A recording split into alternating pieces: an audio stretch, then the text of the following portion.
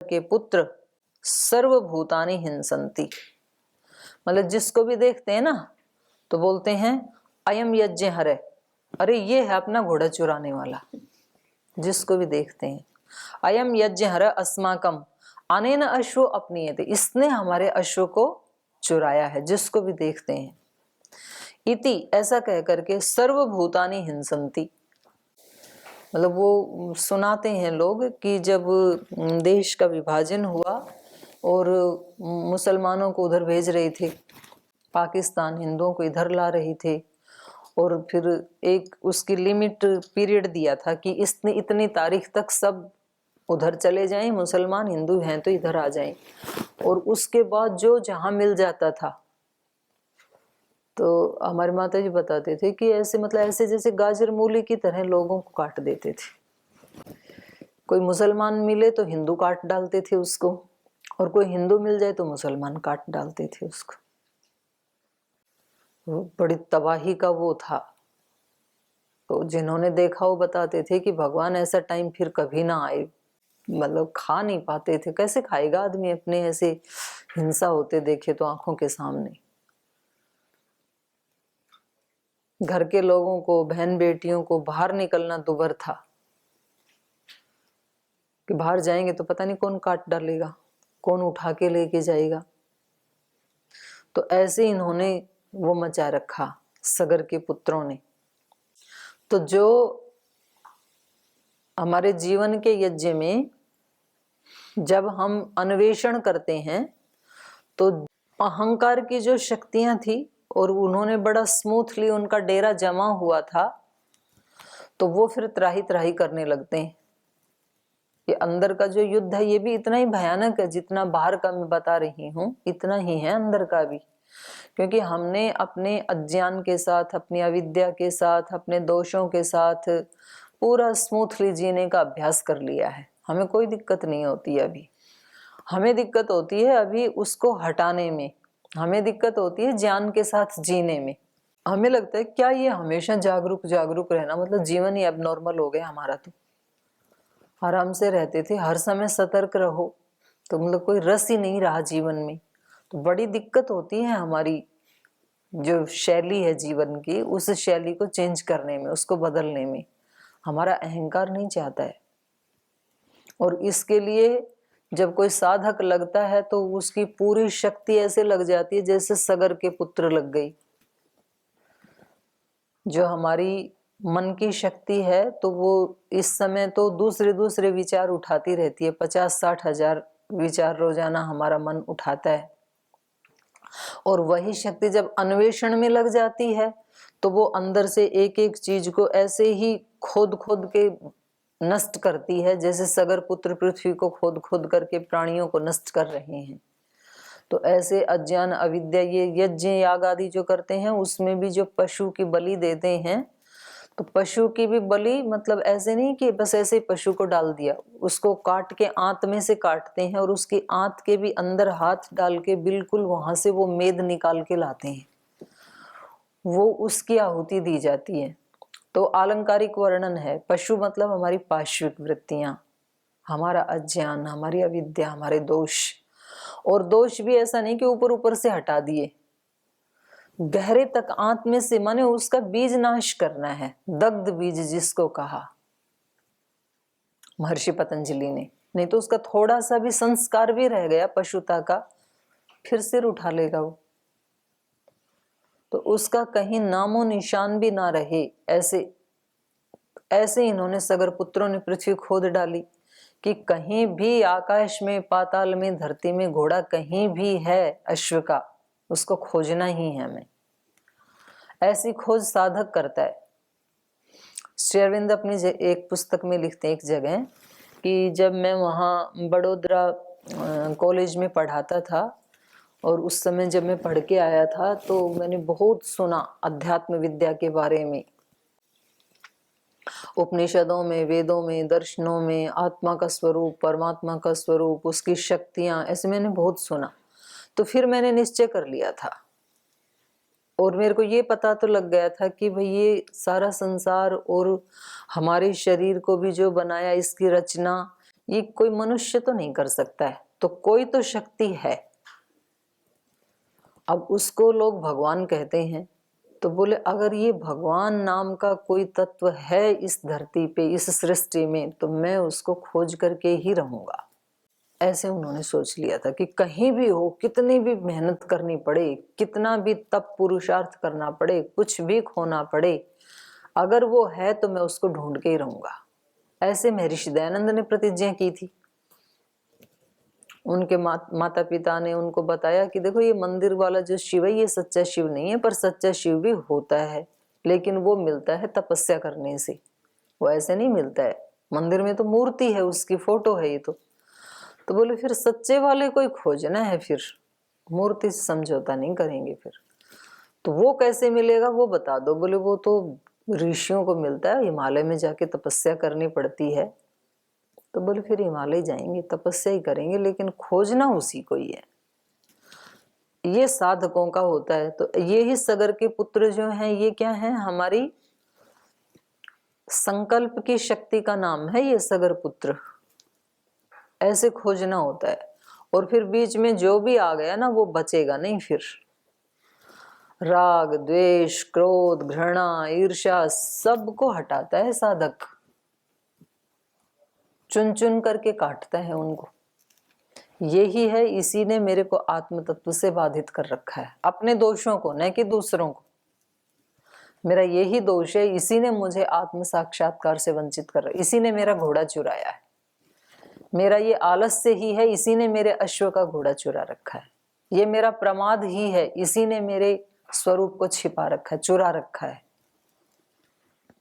ये मेरे अंदर निंदा का स्वभाव है, ये मेरे अंदर प्रमाद का स्वभाव है, ये मेरे अंदर बलहीनता का स्वभाव है। ऐसे वो एक एक एक एक जो जो भी दिखेगा उसको वो नष्ट करता जाता है। फिर मैं अपने पास नहीं रख सकता हूँ इसको, क्योंकि मुझे तो अश्व का घोड़ा ढूंढना ही है। अपने यज्ञ को मुझे पूर्ण आहुति तक लेके ही जाना है। मैं अपने यज्ञ को खंडित नहीं होने दूंगा, जीवन यज्ञ को। पता नहीं अब तक कितने जीवन यज्ञ खंडित हुए होंगे, इस बार नहीं, अब की बार नहीं, अब की बार तो इसको पूर्ण आहुति तक लेकर के ही जाना है।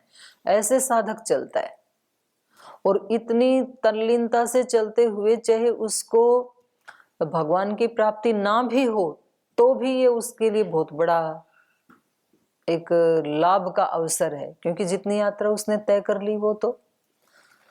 अर्जुन ने पूछा था ना भगवान कृष्ण से कि हम इतनी मेहनत से लगें और फिर भी ना मिले तो क्या करेंगे, क्योंकि इधर का संसार तो नाराज हो जाएगा सारा।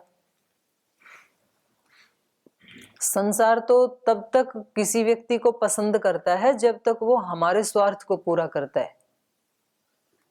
अगर उस स्वार्थ में थोड़ी भी ठेस आई तो संसार पसंद नहीं करेगा फिर। और व्यक्ति अगर ये कहे वो पसंद करे ना करे, लेकिन मुझे तो इसको तो प्राप्त करना ही है, तो उसको उसके लिए भी तो तैयार रहना पड़ेगा ना फिर। तो ऐसा करते करते, और उन्होंने कहा कि ऐसा ना हो कि भाई संसार भी नाराज हो जाए और भगवान भी ना मिले, फिर हम क्या करेंगे। तो जैसे हवा से उड़ाए हुए बादल की तरह से हमारा तो आकाश में जैसे उसका अस्तित्व खो जाता है बादल का, तो ऐसे हमारा तो अस्तित्व ही खो जाएगा। तो इससे बढ़िया ऐसे रास्ते पे कदम ही ना बढ़ाया जाए, दूर से ही धन्यवाद ऐसे रास्ते को, वो योगियों को ही मुबारक हो, हमें नहीं चाहिए ऐसा। तो उन्होंने कहा नहीं डरो मत, आप एक कदम भी चलोगे ना इस रास्ते में, वो भी आपके लिए बहुत लाभदायक है।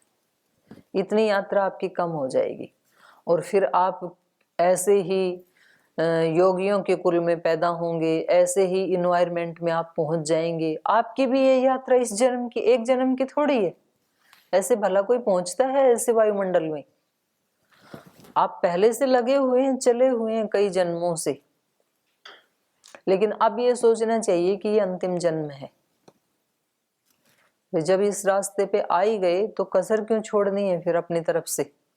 जितना भी आगे पहुंचे और अपनी तरफ से 100% जागरूक रहना चाहिए व्यक्ति को, फिर वो रिलैक्स रहता है। 100% पुरुषार्थ करने वाला व्यक्ति कभी भी परेशान नहीं होता है। परेशानी तभी होती है जब व्यक्ति के अंदर जितनी शक्ति है उतनी नहीं लगाता है, तब उसको अंदर से ग्लानि होती है। तो इस प्रकार से ये पहुंचे और उनका सारा विवरण कह सुनाया कि जो भी मिलता है उसी को वो मार डालते हैं, उसी के ऊपर डाउट करते हैं कि जरूर इसी ने हमारे यज्ञ का घोड़ा चुराया होगा। तो बड़ा त्राही त्राही मच गई है पृथ्वी के ऊपर। तब ये क्या उत्तर देते हैं, वो पढ़ते हैं।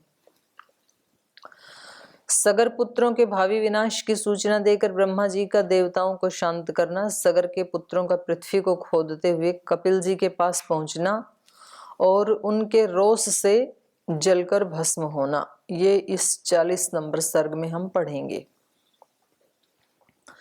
देवतानां वचः श्रुत्वा भगवान् वै पितामह प्रत्युवाच सुसंत्रस्तान् कृतान्त बलमोहितान् यस्येयं वसुधा कृत्स्ना वासुदेवस्य धीमतः महिषी माधवस्यैषा स एव भगवान् प्रभुः कापीलं रूपमास्थाय धारयन्त्यनिशं धरां तस्य कोपाग्निना दग्धा भविष्यन्ते नृपात्मजाः पृथिव्यश्चापि निर्भेदो दृष्ट एव सनातन सगरस्य च पुत्राणां विनाशो दीर्घदर्शिनां पितामह वचः श्रुत्वा त्रयस्त्रिंशत् अरिन्दमा देवा परम संहृष्टा पुनर्जग्मुर्यथागतम्। देवतानां वचः श्रुत्वा भगवान् वै पितामहः प्रत्युवाच सुसंत्रस्तान् कृतांत बलमोहितान्। तो कह रहे हैं देवतानां वचः श्रुत्वा, देवताओं के वचनों को सुन करके भगवान् वै पितामह, पितामह भगवान अर्थात ब्रह्मा जी, प्रत्युवाच उनको प्रत्युत्तर दिया, उनके कहने पर उनको उत्तर देते हुए बोले सुसंत्रस्तान, जो बहुत भयभीत थे देवता, सुसंत्रस्त अत्यंत संत्रस्त, अत्यंत भयभीत जो देवता थे उनको प्रत्युत्तर दिया। और कैसे थे वो? कृतांत बल मोहितान, कृतांत कहते हैं वैसे मृत्यु को, यमराज को। तो वो माने अत्यंत भय से, मृत्यु भय का भी पर्याय है, तो अत्यंत भय से कृतांत बल मोहितान, जो अपनी भी मृत्यु के भय से मोहित हो रखे थे, मोह वही चित्ते, जिनका चित्त विचलित हो रखा था, सुसंत्रस्तान अत्यंत जो भयभीत थे, ऐसे देवता नाम देवताओं को पितामह प्रत्युवाच, पितामह ने उत्तर दिया। यस्येयं वसुधा कृत्स्ना वासुदेवस्य धीमत महिषी माधवस्यैषा स एव भगवान प्रभु। कह रहे हैं यस्य इयं वसुधा कृत्स्ना, यस्य इयं कृत्स्ना वसुधा वासुदेवस्य धीमतः, यस्य वासुदेवस्य धीमतः, जिस धीमान वासुदेव की, इयं कृत्स्ना वसुधा महिषी, ये सारी भूमि जिसकी महिषी, महिषी मतलब पटरानी, जिसकी पटरानी है, किसकी? माधवस्य, माधव की, माने भगवान की एक शक्ति जो इसका मालिक है। तो एक अलंकार यहाँ पर कवि ने बनाया है कि जो माधव है, माधवस्य वासुदेवस्य, जो वासुदेव माधव हैं, धीमतः धीमान हैं, उनकी ये सारी कृत्स्ना वसुधा, संपूर्ण ये वसुधा महिषी उनकी पटरानी है। स एव भगवान प्रभु, वो ही इसका मालिक है। अर्थात ये सारी भूमि किसकी है? भगवान की, ईश्वर की, और वो ही इसके मालिक हैं, उनकी संपत्ति है ये। तो जैसे माना जाता है ना कि कोई जिसकी शादी हो गई, ऐसी कोई महिला उसके पति की संपत्ति होती है, तो ऐसे ये सारी पृथ्वी भगवान की संपत्ति है, वो ही इसके मालिक हैं। स एव भगवान प्रभु। तो वो जो वासुदेव हैं, वो जो माधव हैं, ईश्वर हैं, कापिलम रूपम आस्थाय, वो कपिल का रूप धारण करके, धारयत्यनिशम धराम, वो ही इस पृथ्वी को धारण कर रहे हैं। अनिशम, अनिशम मतलब निरंतर, धारयति अनिशम धराम, वो ही कापिलम रूपम आस्थाय, कपिल मुनि का रूप धारण करके। इसके दो अर्थ किए जाते हैं, यहाँ भी हिंदी में कपिल मुनि ही अर्थ किया है, और कुछ लोग इसका अर्थ करते हैं कापिल मतलब कपिला गाय, कपिल रंग की जो गाय है उसने इस पृथ्वी को धारण किया है, और जब वो उसके सिर के ऊपर बोझ लगता है, थोड़े सींग को हिलाती है तो भूकंप आता है।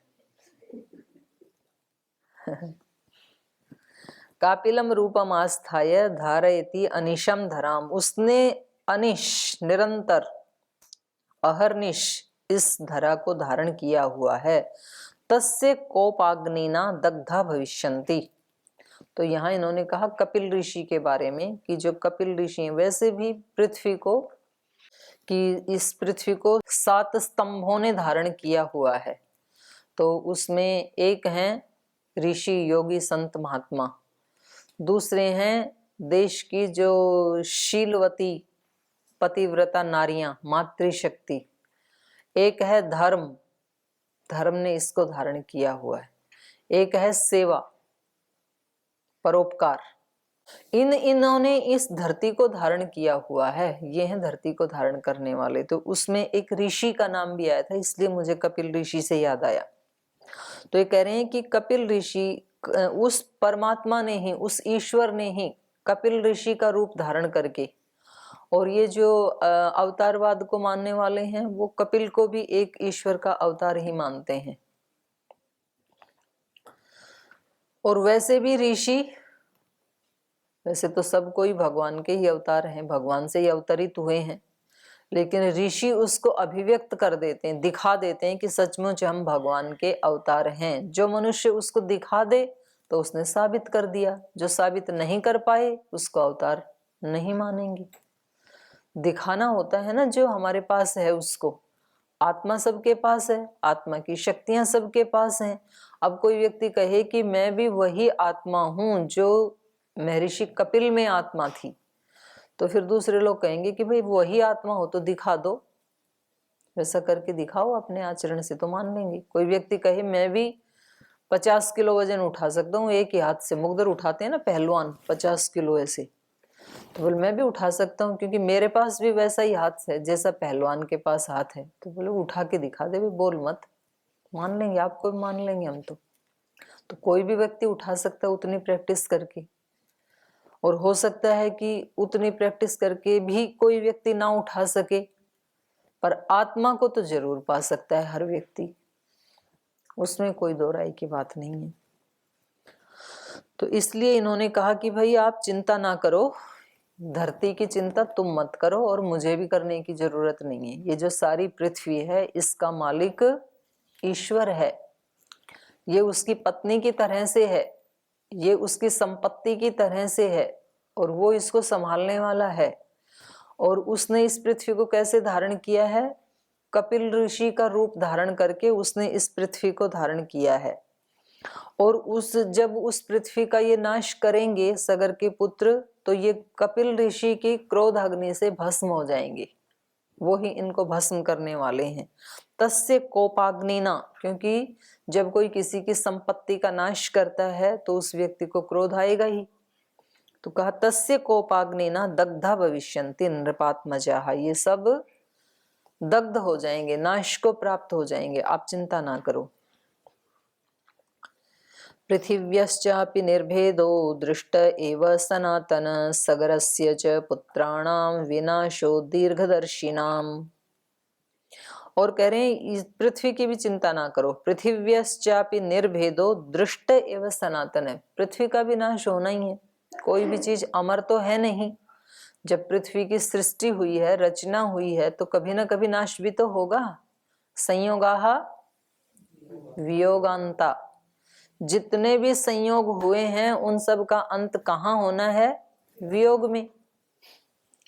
जहां आप यहाँ आए हो, जितने लोगों से संयोग हुआ है आपका, तो इन सब से कभी वियोग होगा कि नहीं होगा? मालूम है? तो क्यों लड़ते हो? कमरे में 2 जने रहते हैं तो झगड़ा क्यों करते हो? जब ये पता है कि बिछुड़ना ही है इनसे। तो कितने दिन के मेहमान हैं हम? 4 दिन के। 4 दिन भी ज्यादा ही हैं, 4 दिन का भी नहीं पता भाई, 1 सप्ताह का भी नहीं पता। हमने तो ऐसा कब्जा जमा रखा है अपनी अलमारी पे, अपने तख्त पे, अपने पुस्तकों के ऊपर, कि ये तो शाश्वत हमारे ही साथ ही रहने वाली। चलो उनका तो छोड़ो, कोई बात नहीं। आत्मा और शरीर का जो संयोग हुआ है वो सदाकाल के लिए है कि वियोग होगा कभी? फिर इस शरीर के लिए हम इतने सारे पाप क्यों करते हैं? याद नहीं रहता है हमें। हमें लगता है कि शरीर ही मैं हूं और इसका कभी नाश नहीं होगा। नाश की तो बात छोड़ो, व्यक्ति ये भी नहीं सोचता है कि मैं कभी वृद्ध बूढ़ा भी होऊंगा। जो घर में बड़े बुजुर्ग हैं वो बेचारे, किसी के पैर में घुटने में दर्द है, चला नहीं जाता है, कभी उससे काम नहीं होता है, तो वो कहता है कि बेटा थोड़ा कर देना, तेरे अंदर भी आएगी ये अवस्था। इस व्यक्ति को लगता है मैं तो कभी बूढ़ा होऊंगा ही नहीं, क्योंकि मैं तो प्राणायाम करता हूँ, मैं तो योगाभ्यास करता हूँ। हम कभी ऐसे थोड़े बूढ़े बनेंगे कि हमारे से सीढ़ियों पे चढ़ा ही नहीं जाएगा, ऐसे तो हम कभी होंगे ही नहीं। तो होना ही होगा, होंगे। और बोल मरेंगे तो बिल्कुल ही नहीं, मरेंगे भी, मरेंगे। और जरूरी नहीं है कि बूढ़े होके ही मरेंगे, कभी कभी जवानी में भी चल पड़ते हैं। तो संयोगाः वियोगांता, अच्छा सूत्र है। जितने भी संयोग हुए हैं कभी ना कभी वियोग होना ही है। ठीक है, तैयार हैं उसके लिए। तो फिर आसक्ति नहीं होती है। ये ब्रह्मचारी ने पूछा था ना, किसने पूछा था आसक्ति क्या होती है? उधर पूछा था किसी ब्रह्मचारी ने। हाँ, तो आसक्ति ये ही है। फिर आसक्ति नहीं होती है जब ये पता है कि ये कभी भी बिछुड़ सकते हैं, ये संबंध ऐसे हैं, तो फिर उससे राग और आसक्ति नहीं होती है। राग आसक्ति को तोड़ने का, वैराग्य को प्राप्त करने का ये अच्छा सूत्र है, संयोगाः वियोगांता। जिससे संयोग हुआ है वियोग होना ही है, आज हो जाने तो कोई बात नहीं। तो फिर कोई तकत आपका छीन के ले जाएगा तो आपको कष्ट नहीं होगा, क्योंकि इस तकत से कभी संयोग हुआ था, आज वियोग हो गया, क्योंकि वियोग होना ही था, कंपलसरी था वियोग। कमरा बदलते समय कष्ट नहीं होगा, क्योंकि कमरे से किसी न किसी दिन संयोग हुआ था, तो वियोग होना ही था, तो ठीक है, आज हो गया। और भी कहीं होता है, और संयोग कहाँ कहाँ हो रखा है? पूजा जी, नीतिका, और भी कहीं होता है, खाने में। तो खाने में भी होता है, तो सब जगह होता है, ऐसे वस्तुओं में, व्यक्तियों में। व्यक्तियों के ऊपर भी तो व्यक्ति कब्जा कर लेते हैं ना। ये तो मेरे शिष्य हैं, मेरे चेले, ये इधर या उधर जा कैसे सकते हैं? तो ये तो जाएंगे। संयोगाः वियोगांता। तो इन्होंने कहा पृथिव्यश्चापि निर्भेदो दृष्ट एव सनातन, पृथ्वी का निर्भेद भी सनातन है, सनातन दृष्ट। देखो ध्यान दो आप, पृथिव्यश्चापि निर्भेद सनातन एव दृष्ट। पृथ्वी बनी है तो पृथ्वी का नाश भी तो होगा, तो इतने क्यों घबरा रहे हो? किसी न किसी दिन तो नष्ट होनी ही है, तो समझ लो आ गया इसका भी टाइम। सगरस्य च पुत्राणाम विनाश दीर्घदर्शी नाम। सगर के पुत्र भले ही कितने भी बलवान हैं, लेकिन इनका भी तो एक दिन तो विनाश होना ही है। तो होनी जो होती है उसको कोई टाल नहीं सकता। ऐसे सुना ना आपने, वो बिल्कुल ठीक बात है। वो होनी को कोई बदल नहीं सकता है, जो होना है। क्योंकि जो भी चीजें बनी हैं उनका कहीं ना कहीं तो नाश होना ही है ना। तो फिर वो कुछ कुछ चीजें निमित्त बन जाती हैं। तो बोल जी जब नाश होना ही है तो क्यों इतना पुरुषार्थ करें, छोड़ो आज से। फिर जो होना है वो होना ही है, तो मेहनत क्यों करें, जो होना होगा वो हो जाएगा। नहीं, आप अत्यंत पुरुषार्थ करें, ये भी होना ही है, ये होने में ही शामिल है। तो उसको ऐसे ना समझो आपकी ऑप्शनल है, वो करें या ना करें। हम सब के शरीरों को रचा ही इसलिए गया है कि इनसे अत्यंत पुरुषार्थ सेवा साधना होनी ही है। तो फिर होने दो, यही तो होने के लिए तो बनाया गया है, अत्यंत पुरुषार्थ। तो इसलिए कह रहे हैं सगरस्य च पुत्राणाम विनाश दीर्घदर्शी नाम। जो दीर्घदर्शी सगर पुत्र हैं उनका भी विनाश होना ही है। अब मान लो हमारे जो विचार है, मन है, मन ही तो संकल्प विकल्प करके अंदर से खोजता है ना। शुरुआत तो मन से ही होती है, और मन से और बुद्धि से। तो वो बुद्धि ढूंढते ढूंढते सारी चीजों को तो नष्ट कर देगी। जितने भी अंतराय हैं, अविद्या अस्मिता राग द्वेष अभिनिवेश, और इधर से व्याधि स्थान संशय प्रमाद आलस्य, और जो लोक में ईर्ष्या घृणा द्वेष जितने भी कहे जाते हैं उन सब का तो नाश कर देंगे ये हमारे विचार, हमारा चिंतन, हमारी बुद्धि। फिर लास्ट में इनका भी तो नाश होना ही है ना।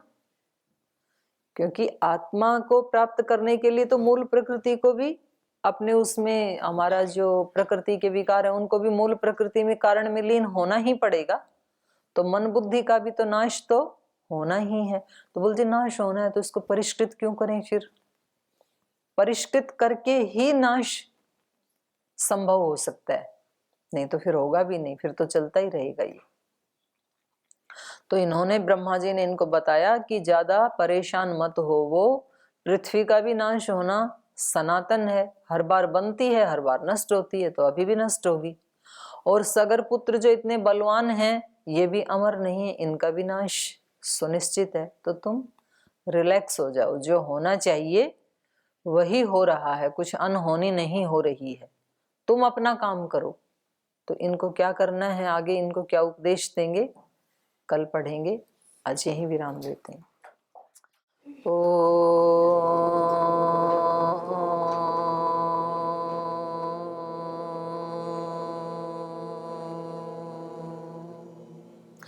शांति शांति शांति। श्री गुरुभ्यो नमः। राम का गुणगान करिए, राम का गुणगान करिए, राम प्रभु की भद्रता का सभ्यता का ध्यान धरिए, ध्यान धरिए, राम का गुणगान करिए, राम का गुणगान करिए, राम के गुण गुण चिरंतन, राम के गुण गुण चिरंतन, राम गुण सुमिरन रतन धन, राम गुण सुमिरन रतन धन, मनुजता को कर विभूषित, मनुज को धनवान करिए, ध्यान धरिए, राम का गुणगान करिए, राम का गुणगान करिए, राम